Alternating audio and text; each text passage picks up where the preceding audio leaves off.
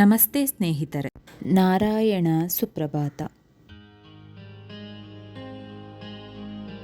ಏಳು ನಾರಾಯಣನೇ ಏಳು ಲಕ್ಷ್ಮೀ ರಮಣ, ಏಳು ಕಮಲಾಕ್ಷ ಕಮಲನಾಭ, ಏಳಯ್ಯ ಬೆಳಗಾಯಿತು ಏಳಯ್ಯ ಬೆಳಗಾಯಿತು. ಏಳು ನಾರಾಯಣನೇ ಏಳು ಲಕ್ಷ್ಮೀ ರಮಣ, ಏಳು ಶ್ರೀಗಿರಿ ಹೊಡೆಯ ವೆಂಕಟೇಶ, ಏಳು ಏಳಯ್ಯ ಬೆಳಗಾಯಿತು ಏಳು ಏಳಯ್ಯ ಬೆಳಗಾಯಿತು. ಕಾಸಿದ್ದ ಹಾಲನ್ನು ಕಾವಡಿಯೊಳು ಎಪ್ಪಿಟ್ಟು ಲೇಸಾಗಿ ಕಡೆದು ಹೊಸಬೆಣ್ಣೆ, ಲೇಸಾಗಿ ಕಡೆದು ಹೊಸಬೆಣ್ಣೆ ಕೊಡುವೆ ಶೇಷ ಶಯನನೇ ಹೇಳು, ಸಮುದ್ರ ಮಂಥನವಾ ಮಾಡು, ದೇಶ ಕೆಂಪಾಯಿತು ಹೇಳಯ್ಯ ಹರಿಯೇ. ಅರಳು ಮಲ್ಲಿಗೆ ಜಾಜಿ ಪರಿಮಳದ ಪುಷ್ಪಗಳ ಸುರರು ತಂದಿದ್ದಾರೆ ಬಲು ಬಕುತಿಯಿಂದ, ಅರವಿಂದ ನಾಭ ಅರವಿಂದ ನಾಭ, ಸಿರಿವಿಧಿ ಭಾವಾದಿಗಳೊಡೆಯ.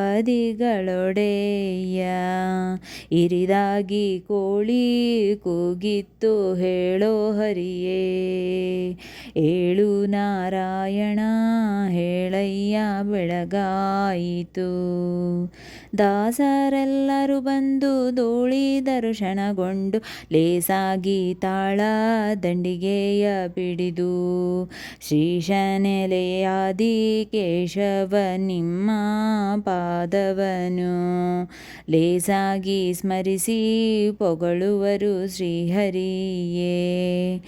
ಏಳು ನಾರಾಯಣ ಹೇಳಯ್ಯ, ಏಳು ನಾರಾಯಣ ಹೇಳಯ್ಯ ಬೆಳಗಾಯಿತು ಏಳಯ್ಯ ಬೆಳಗಾಯಿತು, ಏಳು ಏಳಯ್ಯ ಬೆಳಗಾಯಿತು. ಏಕಾದಶಿಗಳ ಹೆಸರುಗಳು ಮತ್ತು ಅವುಗಳ ಫಲ. ಚೈತ್ರ ಶುಕ್ಲ ಏಕಾದಶಿ ಕಾಮದ ಕೋರಿಕೆಗಳನ್ನು ಪೂರೈಸುತ್ತದೆ. ಚೈತ್ರ ಬಹುಳ ಏಕಾದಶಿ ವರುದಿನಿ ಸಹಸ್ರ ಗೋದಾನ ಫಲವು ಲಭಿಸುತ್ತದೆ. ವೈಶಾಖ ಶುದ್ಧ ಏಕಾದಶಿ ಮೋಹಿನಿ ದರಿದ್ರನೂ ಕೂಡ ಧನವಂತನಾಗುತ್ತಾನೆ. ವೈಶಾಖ ಬಹುಳ ಏಕಾದಶಿ ಅಪರ ರಾಜ್ಯ ಪ್ರಾಪ್ತಿ. ಜ್ಯೇಷ್ಠ ಶುಕ್ಲ ಏಕಾದಶಿ ನಿರ್ಜಲ ಆಹಾರ ಸಮೃದ್ಧಿ. ಜ್ಯೇಷ್ಠ ಬಹುಳ ಏಕಾದಶಿ ಯೋಗಿನಿ ಪಾಪಗಳನ್ನು ಅರಿಸುತ್ತದೆ, ಅಂದರೆ ಪಾಪಗಳಿಂದ ಮುಕ್ತಗೊಳಿಸುತ್ತದೆ. ಆಷಾಢ ಶುದ್ಧ ಏಕಾದಶಿ ದೇವಶಯನಿ ಸಂಪತ್ ಪ್ರಾಪ್ತಿ. ವಿಷ್ಣುವು ಯೋಗನಿದ್ರೆಗೆ ಜಾರುವ ದಿನ.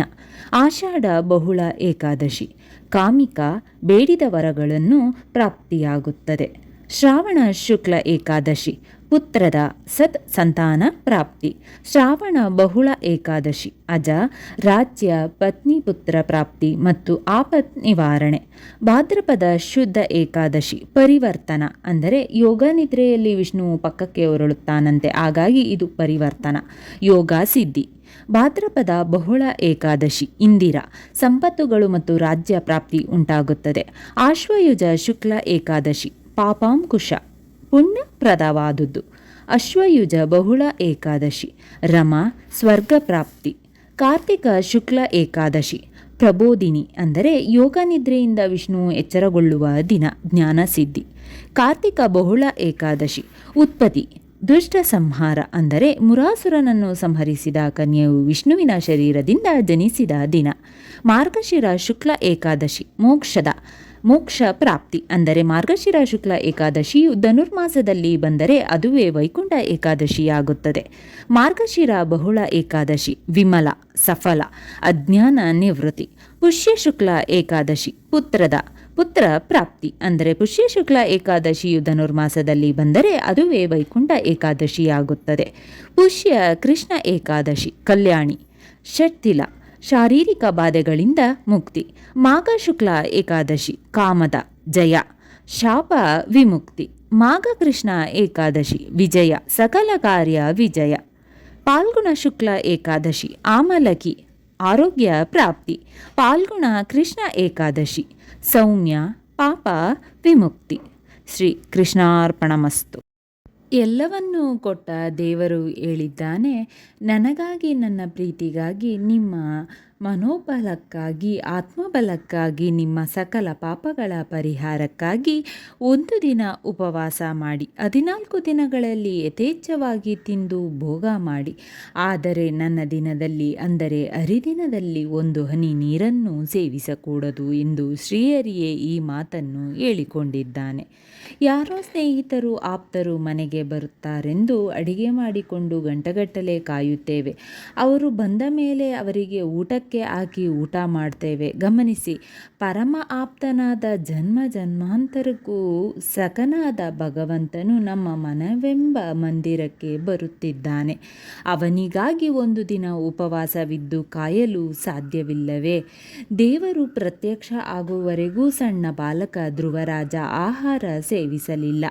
ಆ ಯೋಗ್ಯತೆ ನಮ್ಮದಲ್ಲ, ಬೇಡ.